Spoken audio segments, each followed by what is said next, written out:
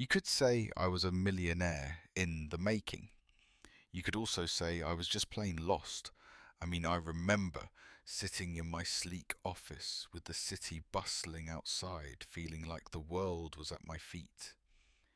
Yet deep down, I was wrestling with doubt and guilt. People around me would nod and smile, saying things like, "You've made it, Ethan," while I found myself wondering just how much I'd sacrificed to get here. It's funny, really.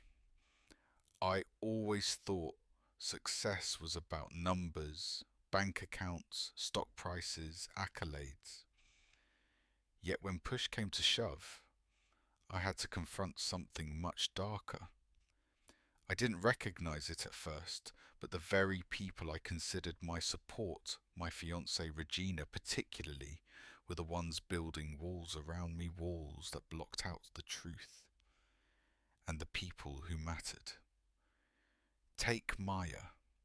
She was just a maid in everyone else's eyes, yet to me she was so much more. She'd been a warm presence in my mother's life, someone who'd cared for her long before I became this driven CEO. When the day came that I had to choose between love and loyalty, I made a decision that would haunt me. I sided with Regina, fired Maya, and watched as a dedicated person crumbled under the weight of my choices. At that moment, I didn't know it, but the true turning point in my life was just around the corner. One that would challenge everything I thought I knew about love, truth, and what it really means to succeed. The day my world shattered began with a perfectly ordinary morning sunlight spilling through the mansion's exquisite curtains, the scent of freshly brewed coffee wafting through the air. But that morning, beneath the surface of that glaring normalcy, darkness lurked. I remember standing there, my heart pounding as Ethan faced me, disbelief etching lines on his brow. "Maya, you're fired," he said, each word cutting deeper than the last. I looked at Clara Ara, her eyes wide with a mix of confusion and pain, and I couldn't believe what I had just heard. "But I was helping her," I stammered, the protest choking in my throat as Regina's laughter filled the room. "She needs me. She's enough." Regina sneered, her voice sharp as glass. "You're just trying to manipulate him. You're nothing but the help." I felt the blood drain from my face. In that moment, I wasn't just losing my job. I was losing a family I had grown to love, a mother figure in Clara. Inside, a storm raged. How could he side with her I had given my everything? But there I was, on my knees, begging Ethan to listen. "You don't understand. I care for her, Ethan. I would never betray her."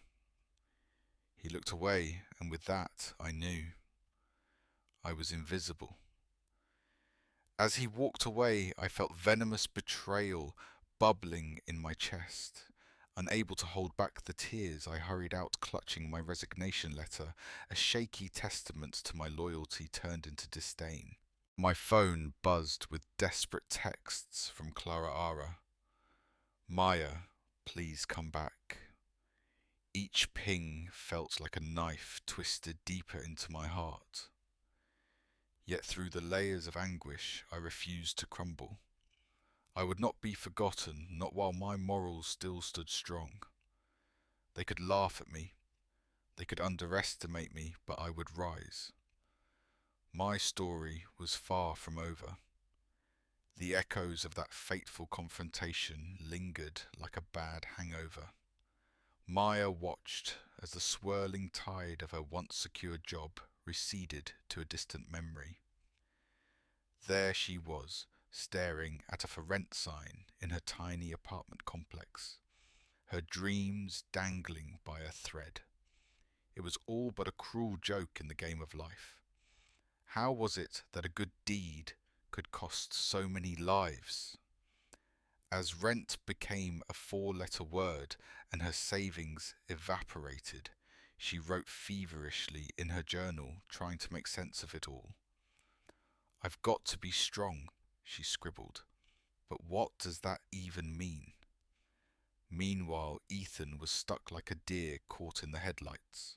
The cold marble of his mansion felt less like a home and more like a mausoleum for the many ghosts of regret. He'd see his mother reminiscing about Maya, recalling how she would sneak in chocolate chip cookies while they binge-watched old movies on rainy afternoons. Ugh, who could resist that sort of charm? But Regina was relentless, rolling her eyes and muttering under her breath.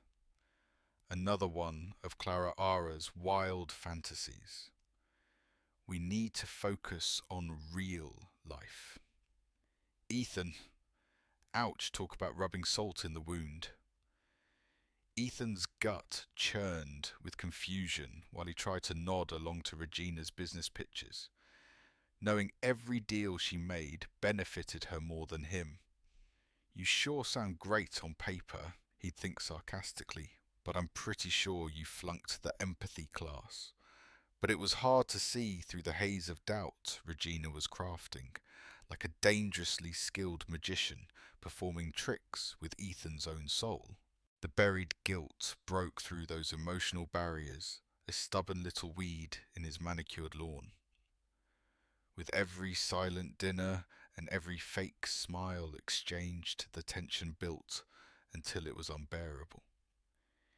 If he didn't act soon, he might become just another echo in his own home, a spectator in a tragic play, too afraid to pull back the curtain on Regina's grand deception. And what a mess that would be. The silence bore down on Ethan like a lead weight. He was shattered, his world crumbling at his feet. Maya, a name he had dismissed. But as he stared into the darkness of his mind, the flicker of regret began to pulse within him. "I was wrong." The words echoed in his head, and he couldn't shake the weight of it. His mother's frail laughter danced in his memory candlelit moments that had anchored him. Maya had cared. She had sacrificed everything for Clara. What have I done? In that moment, betrayal shifted scales. The truth came rushing back, raw and unrelenting, igniting the embers that lay beneath his crushed spirit. Then the message pinged like thunder, cracking through a storm. The hospital video. He slammed his laptop open, heart racing. Seconds felt like hours. The screen lit up, and there she was, Maya, with Clara Ara's hands in hers, fighting against the odds, her voice a soothing balm amidst the chaos. She needs help. Tears streamed down Ethan's face as he witnessed the bitter twist of fate unfold, the manipulation, the cruelty wrapped in a facade of concern. With each frame, conviction surged within him. Enough. He rose, fueled by a fierce determination. This was the pivot, the breaking point reshaped by truth. No longer a pawn in Regina's game, Ethan found his spine straightening, his heartbeat synchronized with purpose. He stepped forward, ready to confront the tailspin of lies. The moment of awakening was here. "You can't control me anymore." But with that, he knew he had the power to ignite change, not just for himself, but for others. Maya wasn't just a maid. She was a warrior.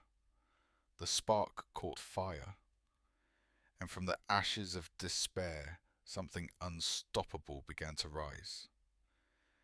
As the camera zooms in on Ethan, he stands in a sleek, glass-walled boardroom, the city skyline sprawling behind him, light refracting through the glass, casting streaks of hope and determination across his face. It's a stark contrast to the murkiness of his previous decisions. The moment he unveils the video to stakeholders is electric. Murmurs ripple through the room as shock settles in. Headlines blur past the screen. Billionaire exposes lies. Maid's redemption. He can almost hear the gasps echo through the walls, the tidal wave of realization sweeping over him. On the other side of town, Maya sits at her cramped kitchen table, a single lamp flickering above her as she receives the news, a call from Clara Ara's nurse, now a crucial ally. It's time to stand up, Maya. She encourages, her voice warm with support. A quiet determination surges through Maya. She speaks softly. You're right. It's never too late to do what's right. In the climactic confrontation with Regina, the tension is palpable. Ethan's hands tremble slightly as he holds his phone facing her, with a resolve he hasn't felt in years. This ends now. His voice, steady and firm, slices through Regina's denials, her once polished facade crumbling like ancient marble. He steps back, the shadows of his past mistakes flickering behind him, replaced by a burgeoning sense of clarity. Later, amidst the celebration of the foundation launched in Clara Ara's name, Ethan and Maya share a moment on the staircase of that very mansion that once felt so isolating. The weight of their scars lingers in the air, yet there's an unspoken bond forged through their shared pain. As Maya gives him a small, almost imperceptible smirk that whispers, "We did it," it confirms that scars, while visible, become part of a story worth sharing. Success has not erased their hardships. It has simply illuminated the path forward, turning struggles into stepping stones for greater purpose. The camera pulls back, capturing the warmth of their emerging humanity, the strength of resilience, a reminder that even shadows have a place in the light.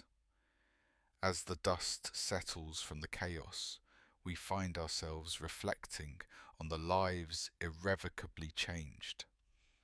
Maya, once deemed insignificant, now stands tall, emboldened by her principles and the undeniable truth of her own worth.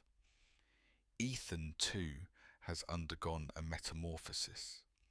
His heart is heavy with the burden of his initial blindness, a stark reminder of how easily love can be twisted into loyalty to power.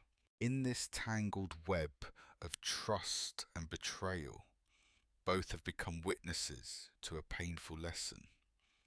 Sometimes the quest for power masks itself as love, leading us to betray those who genuinely care. What has emerged from this turbulent journey is a poignant question: can the act of revenge ever truly be seen as justice?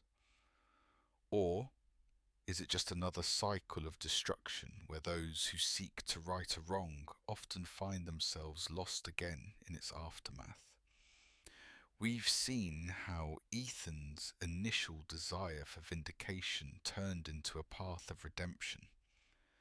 Raising an uncomfortable truth: is the pursuit of revenge ever justified if it ultimately leads to a greater good? As Maya begins anew, fueled by the love and loyalty that once guided her, she exemplifies the resilience of the human spirit.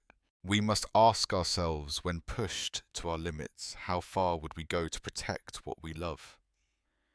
Share your thoughts below. What would you have done in Maya's place? Would you fight against the powerful, even if it meant risking everything? Subscribe for more stories that challenge your moral compass. The true test of character lies in the choices we make when faced with the profound complexity of human motives.